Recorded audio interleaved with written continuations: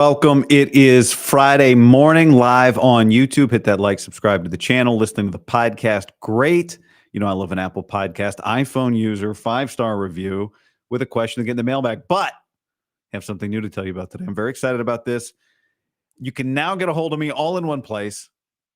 If you are watching on YouTube, the link is in the description. If you're listening to the podcast, links in the description.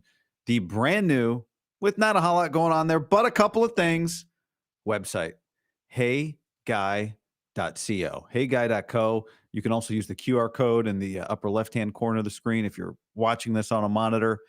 Heyguy.co. Two things are there right now. One, the shop, which isn't open yet. It says coming soon, but that's where the hats are going to be. And I get messages from people all the time, all over. It's like on Twitter DMs, on Instagram DMs, in the comments here. I get random emails from different locations that I don't quite know how to respond to, asking about hats or sending me mailbag messages. So both things are going to be available right here at heyguy.co. Number one, you can just send me a message. If you want it to be a mailbag message, great. There's a form right there. You fill it out. It comes right to me at guy@heyguy.co. But when you send that message, you can click a box, and that box will put you on the mailing list so that when hats go on sale, which I'm hoping will be the beginning of August, you will be the first to know. It's not going to be like a massive, the first run is going to be tight, all right? It's the limited edition. So you want to be the first to know. So go fill out the email form and let me know, call it hats or something in the subject line. And let me know that that you want hats. The second thing there is, that you can send a mailbag message or something that way. And the shop is there eventually when the hats are for sale. That's how you will get them. Some of you are telling me in the video that the QR code's getting cut off, whatever. I'll figure that out later. So anyway, that's announcement number one.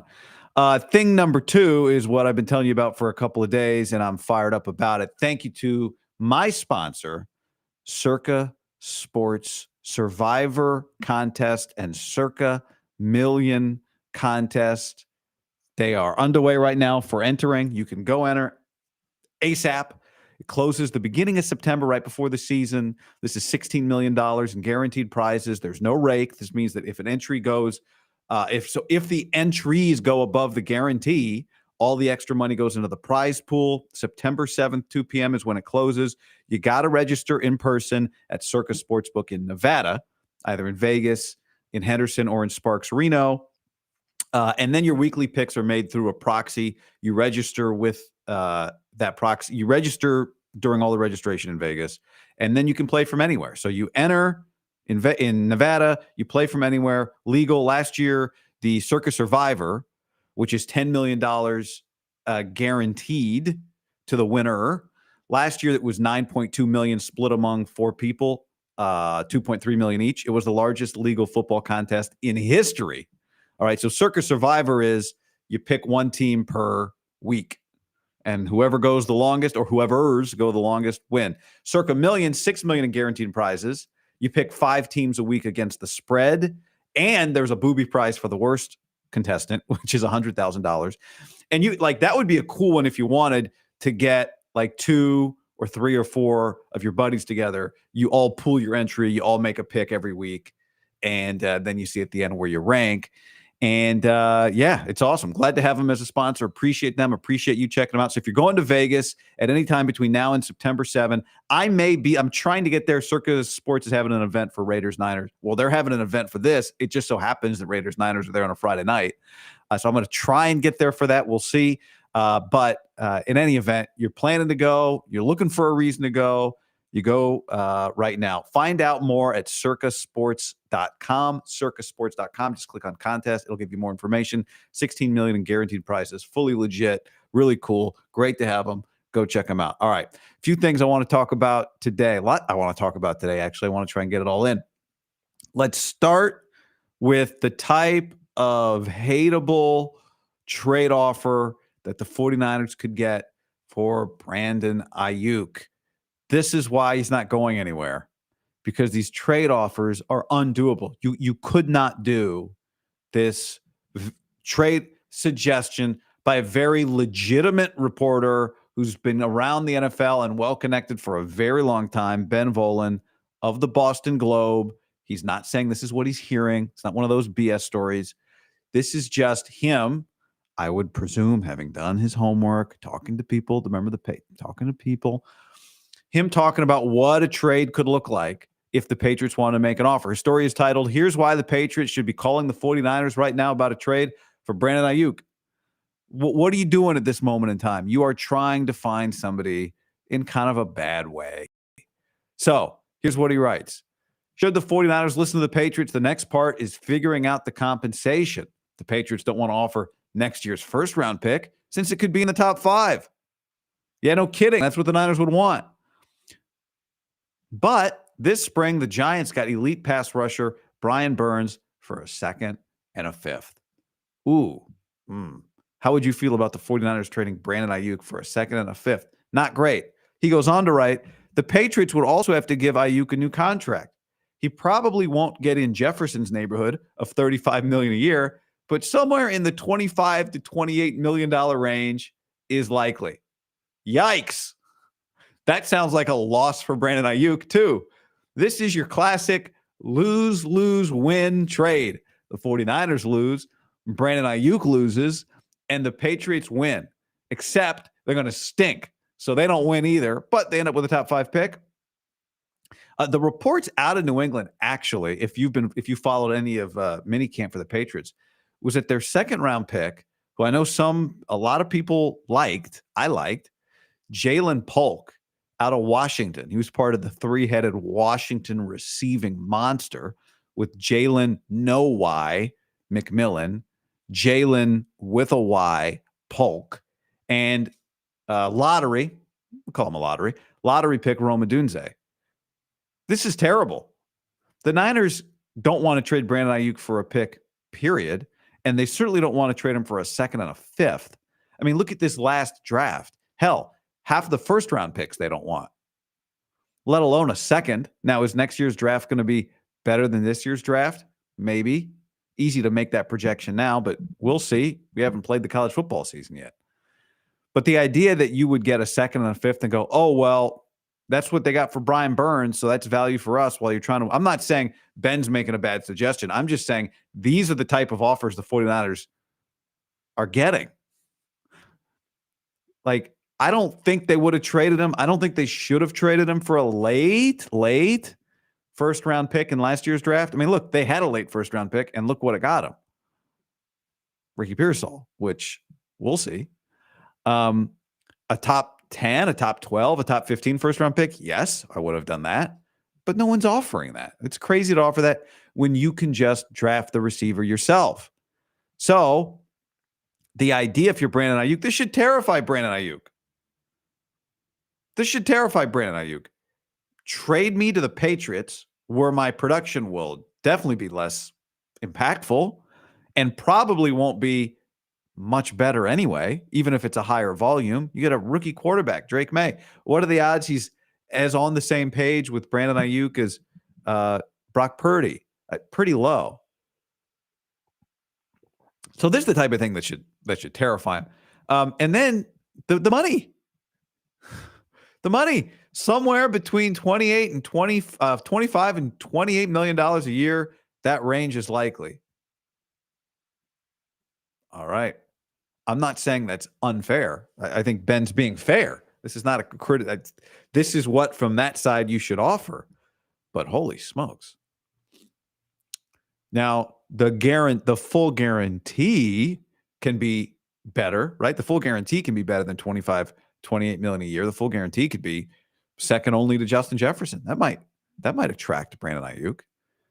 But the idea of going to New England in the cold, first-time defensive head coach, rookie quarterback, long way from the warmth of Sacramento and Arizona State, and man, to end up with barely more money. Now,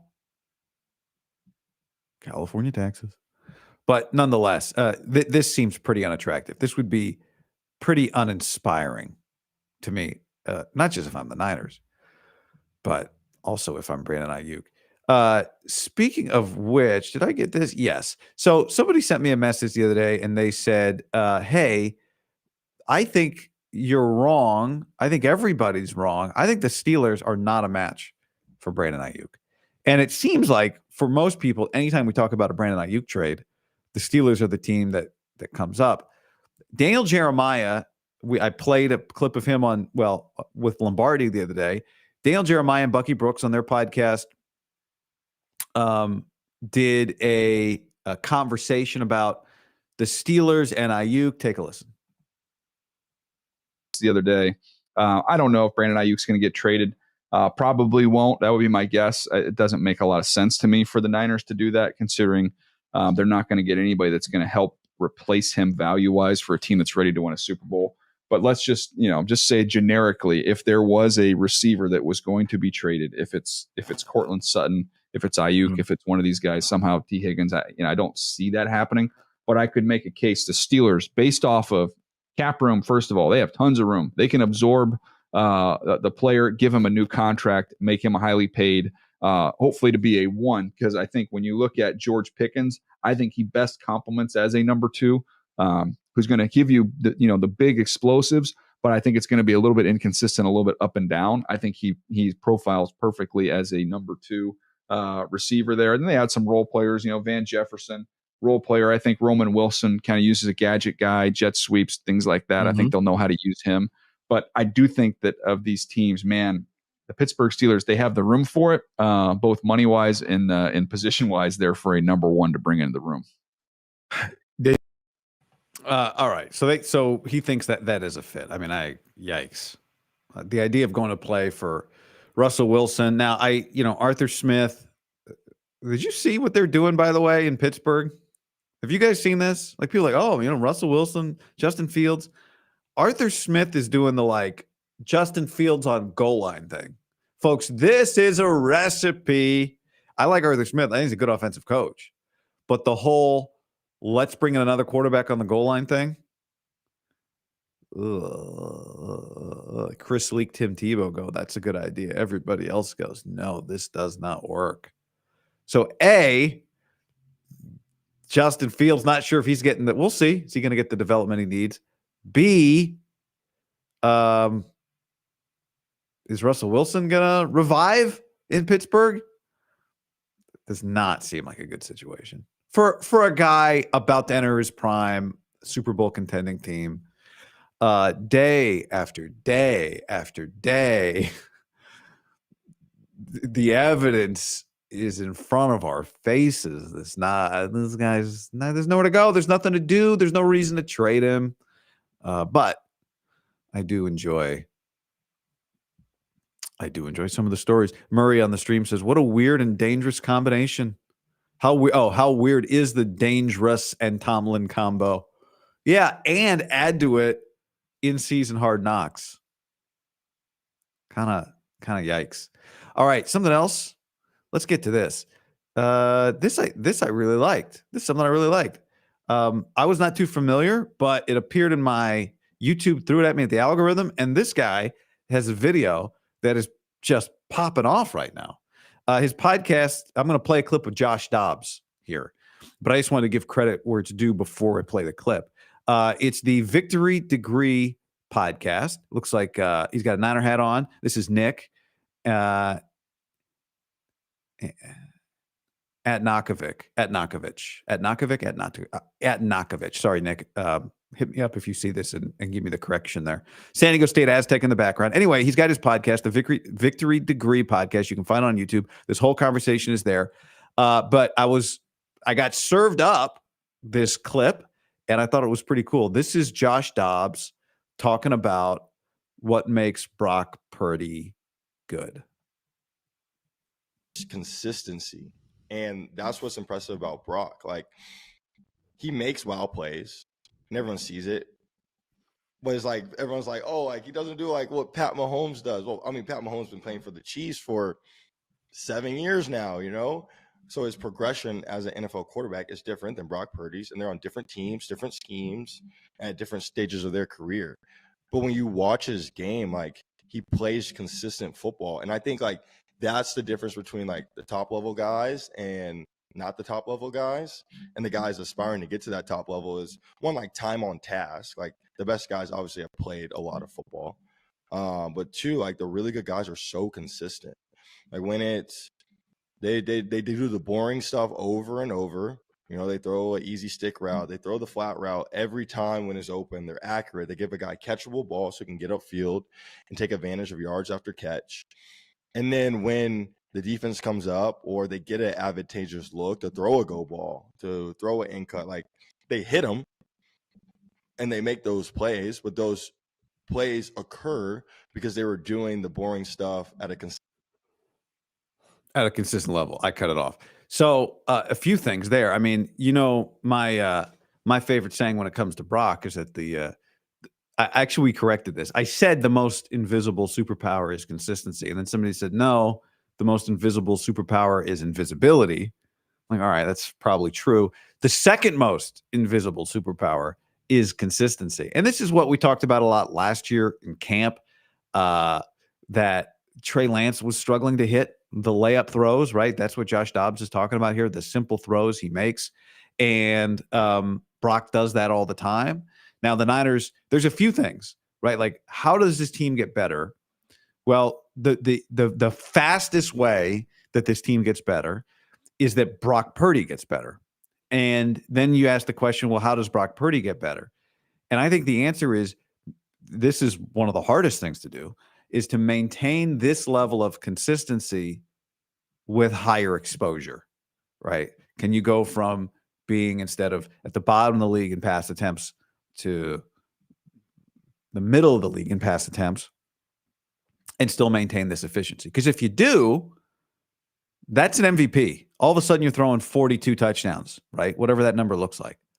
Like that is like I am somebody who is, I think Brock is good, but I also am of the belief that there's a long way to go here between where we are now and true solidified franchise quarterback, like true solidified franchise quarterback. Elevate as the talent around you maybe gets a little bit worse, right? Elevate when more is required of you because your team is trailing or you're in some sort of shootout, right?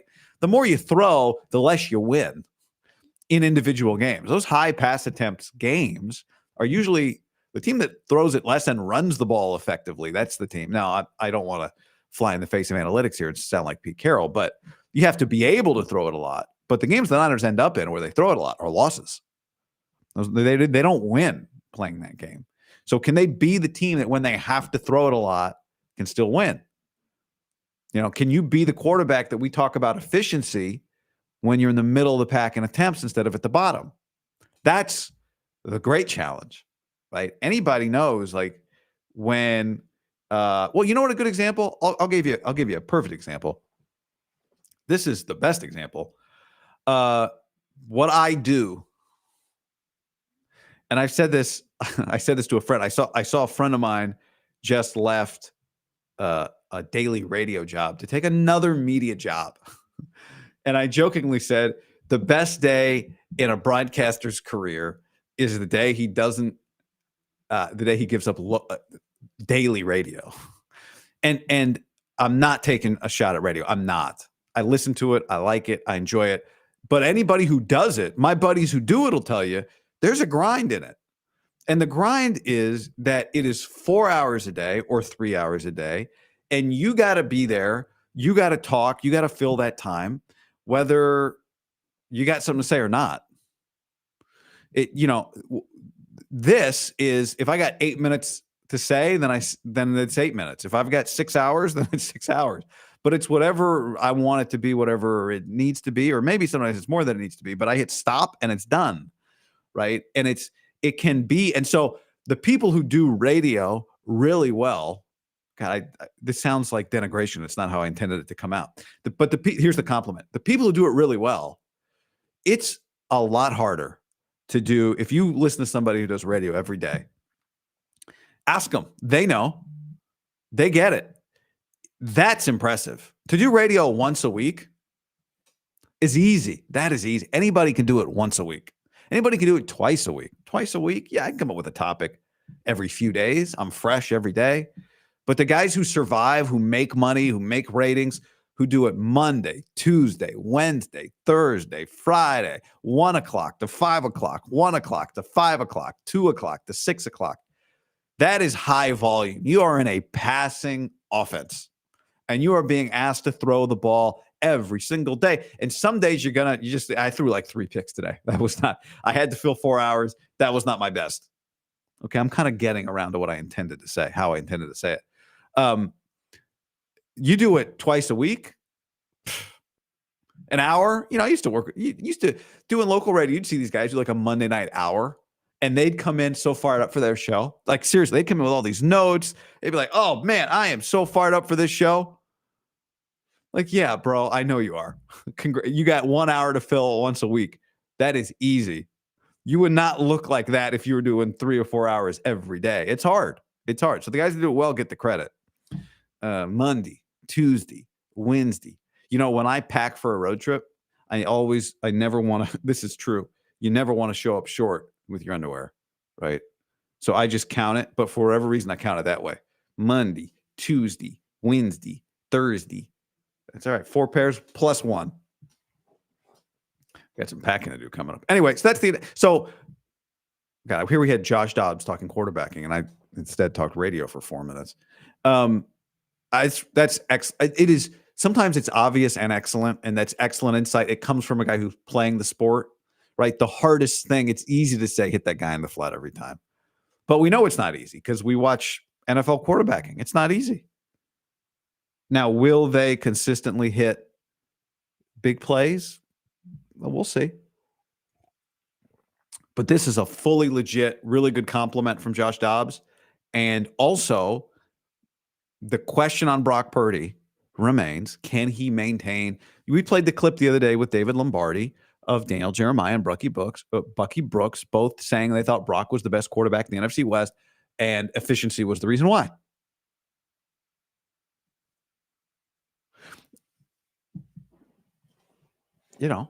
Well, this team's going to have to get better. They haven't won the Super Bowl yet. So can he get better, maintain that efficiency, pitch more? It's why most times when it comes to like the MLB All-Star game, middle relievers, I'm sorry, I wouldn't put them in the All-Star game. A couple of closers who just blow everybody away, fine. But like every All-Star game, there's like 2 or 3 setup guys who pitch in the 7th 3 times or 4 times a week. It's like, now give me a starter. Give me a closer. Give me the guys who face the hardest part of the lineup or who do it 2 or 3 times. That level of efficiency, like, he hasn't given up a hit all year. He pitches in the 6th inning 3 times a week. It's just, there can be a point where efficiency, it's why we have minimums on all these efficiency numbers. When you go, okay, efficient, but useful? Here's a comment from Taylor who says, I think the volume in the passing game is obviously more than just Purdy. Function of Purdy and Shanahan together. What is Shanahan's lesson from last year? Head coach QB need to evolve, progress together. I think that's true, Taylor. But I think if we look, you look historically, the Matt Ryan offense, Kyle Shanahan, they threw the ball a ton. And I've said this a couple times. I still hopefully will find time to do this. The biggest thing, the biggest person that Kyle Shanahan has to prove something to this year is not you. It's not me. It's not Nick Wright. Okay. It's Kyle. It's Kyle Shanahan. Does Kyle Shanahan get to a point where he feels like I can win a bunch of games throwing at a high volume with this quarterback? That's number one. That's the guy. That's the only person he really has to impress. I mean, his teammates and all that, but that's who he has to prove something to.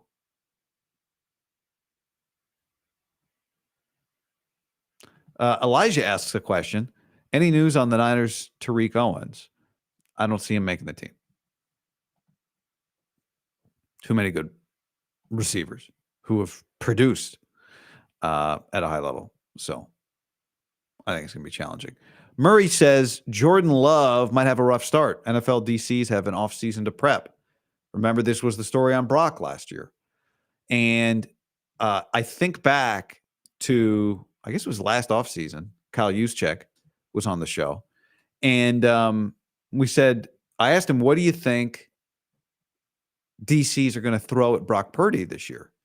And Juice said, well, they've already thrown it at him. They tried the second half of his rookie year. They started blitzing him, and it didn't affect him at all. He was great. And if you look at his numbers last year, when they blitzed him, he was really good again. So, yeah, maybe I'm sure the NFL defensive coordinators have spent a lot of time getting ready for Jordan Love, but maybe they've already thrown their best pitch at Jordan Love. What is the Packers? Let's take a little look here at the Packers schedule. This will be good. This I want to see. All right. You never know. For all the things that have changed over the years on the internet, and as much as ESPN's stranglehold on sports internet has declined, they still do schedules, I think, better than anybody else. So here we go. Friday night, Peacock. That's the Brazil game, right? Somebody told me you can wear whatever color you want. I had some Brazilians reach out to me. Like, oh, no, Josh Jacobs was wrong. You can wear green or whatever. All right, so Eagles, Vic Fangio. Here we go. I already signed up for Peacock. They're not a sponsor, but I got it. I think you can go to Peacock, check the promo. It's like $19 total for the rest of the year. And I'm like, all right, I got NFL game I want to watch. There's going to be some Big Ten football on Peacock. Going to want to watch that. So, yeah, let's get the $19 for the rest of the year. So Eagles, Vic Fangio. That's going to be that's a tough start, right? Week 2, Colts. That's not easy. Week 3 at Tennessee, Minnesota, at the Rams, Cardinals, Texans, at the Jags, Lions. I think it's workable. This will be a more difficult schedule than the year before, but this is not like if I were the Packers looking at this first 9 weeks, if I was doing like best case, but without being over the top on a Packers schedule, I'd go 1, 2. Let me think here. 1, 2, 3, 4, 5. I mean, like I think you can easily be 6-3 to start the year if you're Green Bay. Nothing's easy, but now there's a bunch of coin flip games in here, like Houston, 10 a.m. on CBS on October 20. That's a great game. At Jacksonville, I'll give them that. Like Lions at home. That's a great game. They get the Lions at home. They get the Texans at home. They get the Cardinals at home. They get the Vikings at home. Man, okay. So then they hit their bye, second half of the schedule. At Chicago, let's be a little generous, right? But if this were Cheesehead TV and I were Aaron Nagler doing this, and you could justify 7-2 if you wanted, but I'm just going to say 6. You could also say 5-4. I'm going to say 6-3. Okay, 6-3. Then they go to the Bears, 7-3. They play the Niners in Lambeau.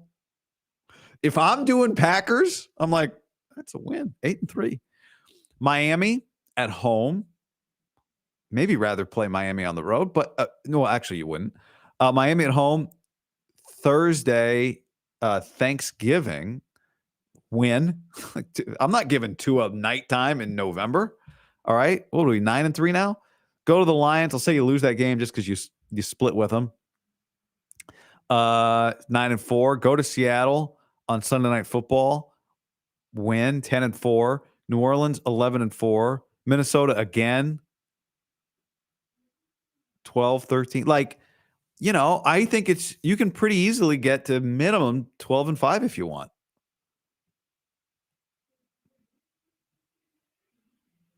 So,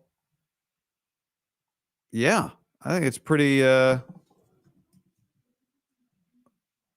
think it's pretty straightforward. Like they should be pretty bullish. Anyway, I say all that to say their schedule is not easy, but I don't know. I don't see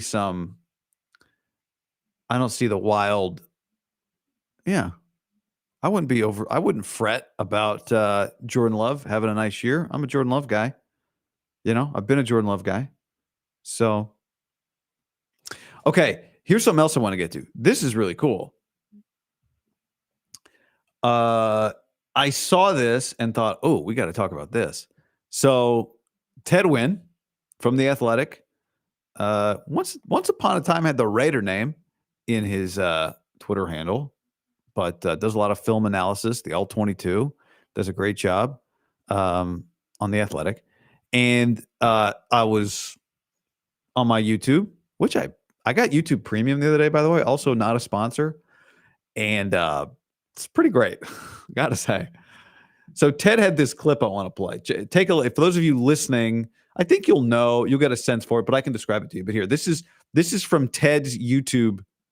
I didn't visually put a credit on this, but this is from Ted's YouTube channel. And take a listen. I was talking to Niners tight end coach Brian Fleury about the motion, and he told me to look back at the. I remember I should probably set this up a little better. He's talking about what's sometimes called cheat motion, right? The motion where a player moves horizontally, kind of, you see it a lot with McCaffrey, like shuffling to his left, shuffling before the snap, and then moving forward, right? Or running a little bit and then like twisting forward. So that's what he's talking about here. This cheat motion that is, we saw the Dolphins do it a lot, but it started with the 49ers. Niners tight end coach Brian Fleury about the motion, and he told me to look back at the Niners games against the Saints in 2022 before the Dolphins did this motion. And in that game, Kyle Juszczyk is going to be lined up in the slot. They're going to change the play. As you can see, they're making a signal to change the play, and Juszczyk is moving because the play is changed right before the ball is snapped. And in that moment, he accidentally created the cheat motion. And I think Fleury was just jokingly suggesting that maybe this moment is where McDonald got inspiration to create the cheat motion. Maybe he did, maybe he didn't, but it's funny because some of the greatest innovations of football happened by accident, and this could be one of them. It's really good, and I want to, maybe I'll get to talk to Ted about it. But here's what it made me think of. I've tried to read all the Bill Walsh books available out there, and some of you may know this already. I don't think it's some great hidden secret, but it's pretty incredible that cheat motion and actual motion were both accidental. The story on actual motion, the West Coast offense putting a man in motion, goes back to Bill Walsh's days as an assistant coach for the Cincinnati Bengals. The Bengals had played a game against the Raiders the previous weekend, and the Bengals coaches were sitting, watching film on Monday. And while they were watching the film, they noticed that one of their tight ends didn't know the play. And before the play, accidentally, there was no such thing as motion. He starts going in motion. The defense gets very confused. And the coaches, it actually wasn't Bill Walsh, it was another assistant coach. The coaches start just dying laughing because they've just seen something they've never seen before, and they can't believe it worked. It was an accident and it worked. The defense got confused, the guy got open. So one of the other coaches says, wait a second, is this illegal? And all the Bengals coaches kind of look at each other like, no, it's not illegal. And they realized something that confused the defense and was legal was a great idea. But it was nobody's idea. It was just a complete accident. So one of the other assistant coaches said, we should do this. This is a great idea. And putting a man in motion was born. So motion, the original motion in the late 70s, accident. And now cheat motion, accident. That's that's amazing to me. This is what I said, this jokingly, a little tongue in cheek, but like when everyone, the thing that you lose with artificial intelligence is the happy accident. Yeah. And it obviously took the league by storm, just as the West Coast offense did. And that took a long time for people to adjust. And the same thing's happening again. And it's one of these things, when you see cheat motion, your reaction was probably the same as everybody else's reaction the first time you saw it, was like, is that legal? Can you do that? You can do that? And it's harder for the defense? Then why aren't we doing that? We should totally do that. So that was a really good clip from Ted, and I think it's probably in a couple different Bill Walsh books. The Score Takes Care of Itself is the Bill Walsh book that I found that in, that I read that in a couple years ago. But Invader 49er comment says here, Finding the Winning Edge is the best football book ever written. Is that the book? I've got one that's like the one you can't buy or you can't find, or it's really expensive. Is that Finding the Winning Edge? Whichever one is that.